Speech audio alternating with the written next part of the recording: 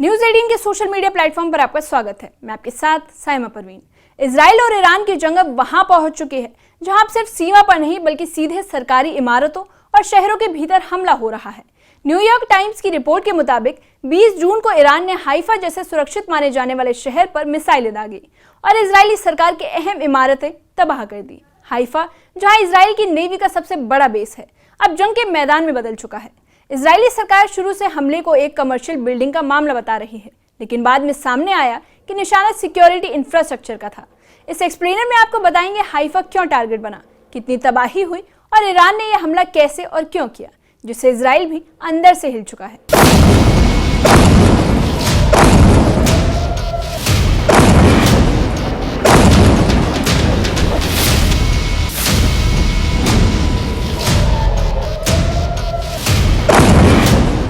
सौ घंटे 300 से ज्यादा हमले, तेल अवीव से लेकर हाइफा तक हाहाकार मचा है। ईरान अब जिस वक्त चाहे जहां चाहे इजराइल की हर उस लोकेशन को टारगेट कर रहा है जहां नेतन्याहू की नस दबी हुई है, यानी इजराइल के वो शहर, वो लोकेशन जो उसकी सुरक्षा के लिहाज से बेहद खास मानी जाती हैं।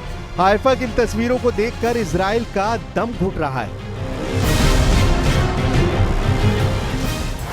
नेतन्याहू के सबसे खास शहर और ठिकाने इस वक्त ईरान की जद में है। कैपिटल तेल अवीव के पास बेन गुरियन इंटरनेशनल एयरपोर्ट, आर्थिक राजधानी हाइफा, दक्षिण में नेगेव का नेवातिम एयरबेस, नेगेव में ही इजराइल का डिमोना परमाणु अड्डा। इजराइल में सबसे नाजुक ठिकानों पर मिसाइल गिरते हुए देखकर नेतन्याहू बहुत ज्यादा दबाव में है। ईरान की मिसाइल जहां मन आता है वहां गिरती है, जहां खामनेई चाहते हैं वो ठिकाना तबाह कर देती है। ईरान की मिसाइलों को रोकने वाला दम अब इजराइल में नजर नहीं आ रहा। 13 जून को इजराइल ने ईरान पर हमला करके वाकई खामनेई को चौंका दिया था। तब ईरान के बड़े बड़े कमांडर ड्रोन हमलों में मारे गए। इजराइल के अटैक में ईरान के कई वैज्ञानिकों की भी जान गई। पूरा ईरान परेशान था कि आखिर हो क्या गया। लेकिन जब ईरान का बदला शुरू हुआ तो 13 जून को ईरान ने इजराइल पर करीब 150 मिसाइलों से हमला किया। 14 जून को ईरान ने 100 मिसाइल दागी और 15 जून को भी इजराइल पर 100 मिसाइलों से हमला किया गया। यानी 3 दिनों में ही ईरान ने करीब 350 मिसाइल से इजराइल पर अटैक किया है और इन मिसाइलों को रोकने में इजराइल नाकाम साबित हो रहा है। आसान भाषा में कहें तो ईरान को लेकर इजराइल का गणित गड़बड़ा गया है। 80 के दशक में ईरान ने इराक से 8 साल तक जंग लड़ी। तब ईरान का सामना सिर्फ सद्दाम से नहीं था, तब सद्दाम के साथ अमेरिका, तमाम यूरोप और रूस भी थे। उनकी तरफ से इराक को हर तरह की मदद पहुंचाई जा रही थी। तब 1979 की क्रांति के बाद ईरान का नेतृत्व नया था और अनुभवहीन था, लेकिन ईरान 8 साल तक लड़ा। इस युद्ध में 10 लाख से ज्यादा लोगों की मौत हुई।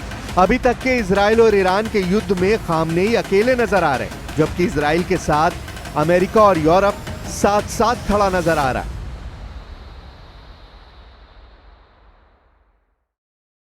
Well, I hope there's going to be a deal. I think it's time for a deal, and we'll see what happens. But sometimes they have to fight it out. But we're going to see what happens. I think there's a good chance there'll be a deal.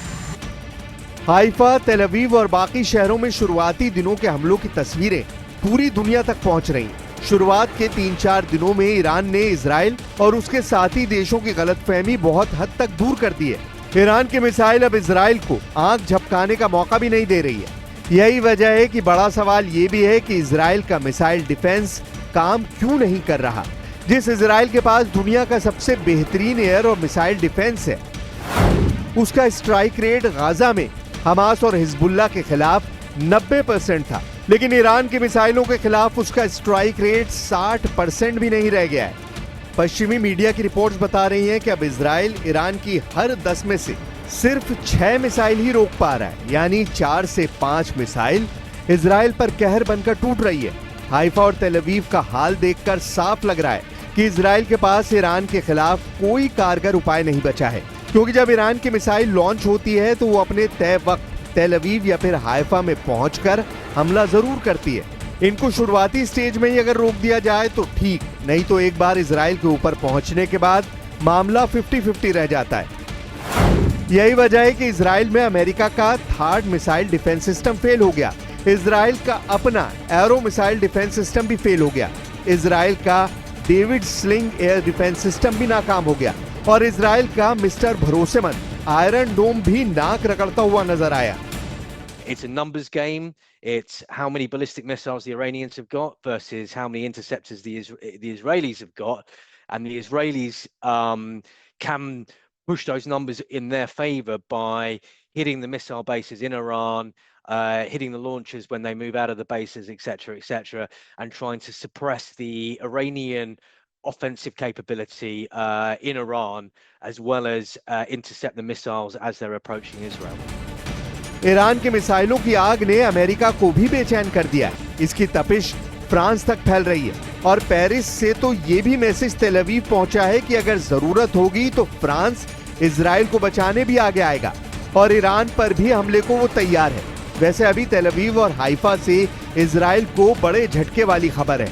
Haifa में Iran की मिसाइलों ने Israel के missile कारखानों को target किया है।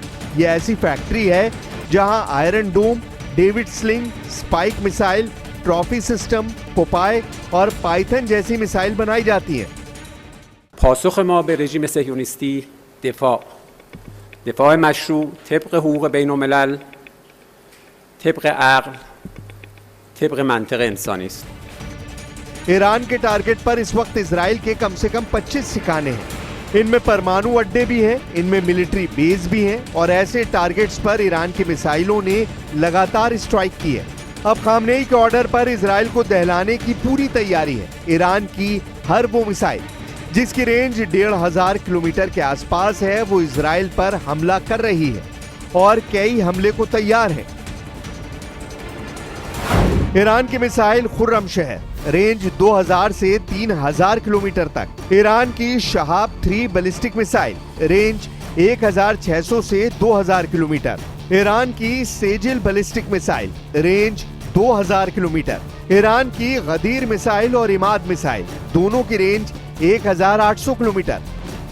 लेकिन पिछले कुछ सालों में ईरान की खतरनाक मिसाइलों की तादाद तेजी से बढ़ी है और उसने ऐसी मिसाइल तैयार की है जो इजराइल और अमेरिका के अड्डों को ध्यान में रखकर तैयार की गई हैं। इनमें सबसे खतरनाक ईरान की 3 नई मिसाइल हैं जो तेज हैं और इजराइल के रडार सिस्टम को चकमा देना जानती हैं। ईरान की फतह हाइपरसोनिक मिसाइल, रेंज करीब 1500 किलोमीटर। ईरान की हज कासिम मिसाइल की रेंज भी 1500 किलोमीटर के आसपास है। ईरान की खैबर शिकन मिसाइल भी इजराइल को अपनी रेंज में रखती है। कुल मिलाकर ईरान के पास 8 तरह की मिसाइल बड़ी खास हैं जो इजराइल के 1-1 इंच को कवर करती हैं। ईरान ने इसका मुजाहरा दिखा भी दिया है। ईरान का ऑपरेशन ट्रू प्रॉमिस 3 तेज होता जा रहा है। ईरान पर इजराइल के हमले से इस युद्ध की शुरुआत हुई, लेकिन अब तेल अवीव से लेकर हाइफा और नेवातिम जैसे बड़े बड़े अड्डों तक ईरान की मिसाइलों का खौफ है, क्योंकि ईरान ने पूरा बदला लेने का वादा किया है।